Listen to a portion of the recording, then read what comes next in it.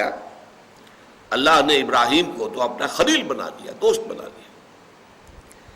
تیسرے یہ کہ فرمایا امام الناس انی جاعلک للناس اماما، اے ابراہیم میں تمہیں تمام نوع انسانی کے لیے امام بنانے والا ہوں۔ یہ تینوں نسبتیں نوٹ کر لیجئے اور پھر اس بات کو سامنے رکھیے کہ ان کے لیے سب سے بڑا ٹیسٹیمونیل، سب سے بڑا سرٹیفکیٹ، سب سے بڑی سند وہ کیا ہے؟ وما کان من المشرکین۔ البتہ اب آئیے اس شرک کی ہمہ گیری کا کیا عالم ہے۔ ایک تو قرآن مجید میں ہی سورہ یوسف میں فرمایا گیا، آیت نمبر 106 ہے، وما یؤمن اکثرهم باللہ الا وهم مشرکون۔ جو لوگ اللہ کے ماننے والے ہیں، اللہ پر ایمان رکھتے ہیں، ان کی عظیم اکثریت بھی مشرکین پر مشتمل ہے۔ وما یؤمن اکثرهم باللہ، اور ان میں کی اکثریت نہیں ایمان رکھتی اللہ پر، الا وهم مشرکون، مگر یہ کہ کسی نہ کسی نوع کے شرک میں بھی مبتلا ہوتے ہیں۔ یہ ہے اصل موضوع ہمارا آج کا، کہ ہم پہچان سکیں شرک کن کن حالتوں میں آتا ہے۔ یہ اتنا وسیع ہے، اتنا ہمہ گیر مرض ہے، یہ اس قدر اس کے شاخیں ہیں، اس کے شیڈز اتنے مختلف ہیں، اس کی صورتیں اتنی ہیں کہ واقعہ یہ ہے کہ اکثر و بیشتر پہچاننا مشکل ہو جاتا ہے۔ اور ایک خاص بات کو نوٹ کیجئے، ہر دور میں تاریخ انسانی کے یہ مرض جو ہے ایک نئی شکل میں ظہور پذیر ہوا ہے، ہر دور میں نئی شکل میں۔ اس کے لیے ضرورت ہے کہ انسان میں وہ باطنی بصیرت پیدا ہو جائے۔ فارسی کا ایک شعر ہے، بہر رنگے کے خواہی جامہ میں پوش، من انداز قدر را می شناسم، کہ تم چاہے کسی رنگ کا لباس پہن لو، میں تمہیں تمہارے قد سے پہچان لوں گا۔ تو چاہے یہ شرک کیسا ہی بہروپ بدل کر آ جائے، کیسا ہی بھیس بدل لے، کیسی ہی صورت بدل لے، کیسی ہی شکل تبدیل کر لے، وہ بصیرت انسان میں ہونی چاہیے کہ پہچان لے کہ یہ شرک ہے۔ یہ جو میں تمہیدی باتیں عرض کر رہا ہوں، اس کی اصل حقیقت آپ پر منکشف ہوگی جب ساری اقسام شرک آپ کے سامنے آئے گی، جہاں شاید آپ کو گمان بھی نہ ہو کہ او یہ بھی شرک ہے، آپ کے خیال میں کبھی حاشیہ خیال میں بھی نہ آیا ہو کہ یہ بھی شرک ہے۔ اور جب تک صورتحال وہ نہیں ہے تو اس کا اندیشہ موجود ہے کہ بذوق میں خیش تو ہم یہ سمجھتے ہو کہ ہم تو بڑے موحد ہیں، 30 بار خاں، ہم سے شرک سے کیا سروکار، ہم تو موحد کامل ہیں، لیکن یہ کہ ہم جس دوسرے شرک کو نہیں پہچان پا رہے، اپنی اس نادانی اور لاعلمی میں اس شرک میں ملوث ہو رہے ہیں۔ اس ضمن میں ایک بات اور بڑی اہم ہے، جیسا کہ میں نے آغاز میں عرض کیا کہ اسلام دین توحید ہے، اور توحید کی ضد ہے شرک۔ تو ایک بات جان لیجئے، کوئی مسلمان جان بوجھ کر مشرک نہیں ہو سکتا، کبھی نہیں ہوگا۔ مغالطہ ہو سکتا ہے، دھوکہ کھا سکتا ہے، کوئی تعویل غلط ہو جائے، کوئی تعبیر غلط کر دی جائے، اس کی وجہ سے دھوکہ کھا جائے، یہ ہو جائے گا۔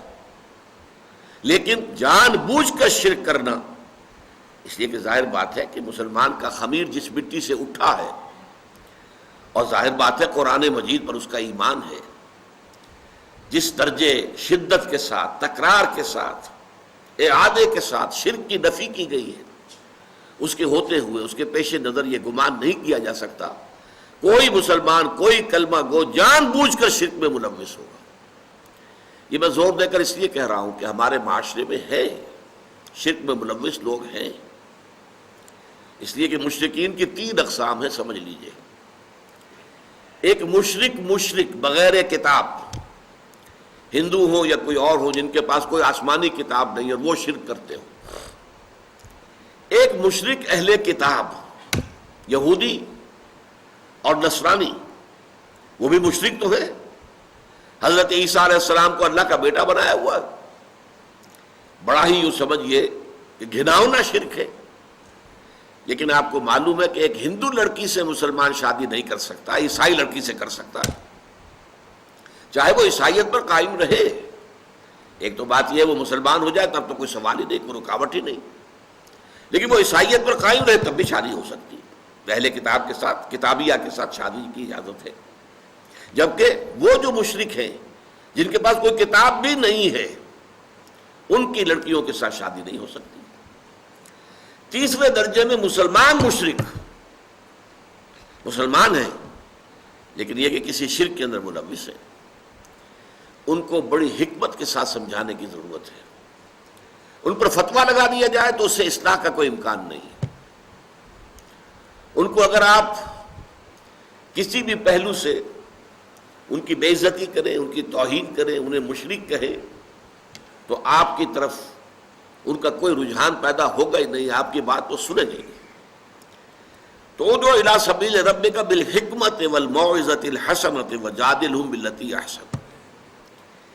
ایسے لوگوں کو شرک سے بچانے کے لیے بڑی حکمت کی ضرورت ہے، بڑی دانائی کی ضرورت ہے، بڑی بصیرت باطنی کی ضرورت ہے، اور اس میں وعظ بھی ہو تو بہت ہی عمدہ، بہت اعلیٰ، بہت نرم، بہت اچھے انداز میں، موعظۃ الحسنہ۔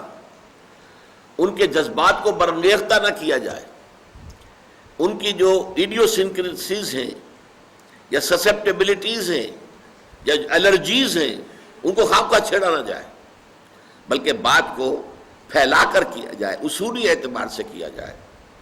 اصول اگر سمجھ میں آ جائے گا تو انشاءاللہ تعالیٰ پھر اصول کا جہاں جہاں اطلاق ہوگا اس کو بھی وہ ماننے کے لیے تیار ہو جائیں گے۔ اب جیسا کہ اس سے پہلے کہ ہم شروع کریں تمہیدی باتوں میں ایک اور، کسی بھی اہم مضمون کو سمجھنے کے لیے یا سمجھانے کے لیے ضروری ہے کہ پہلے اس کا تجزیہ کر لیا جائے، اس کے کیا کیا حصے ہیں۔ شرک کی بھی تقسیم کی گئی ہے مختلف طریقوں سے۔ مثلا ایک شرک جلی، اس کے مقابلے میں شرک خفی۔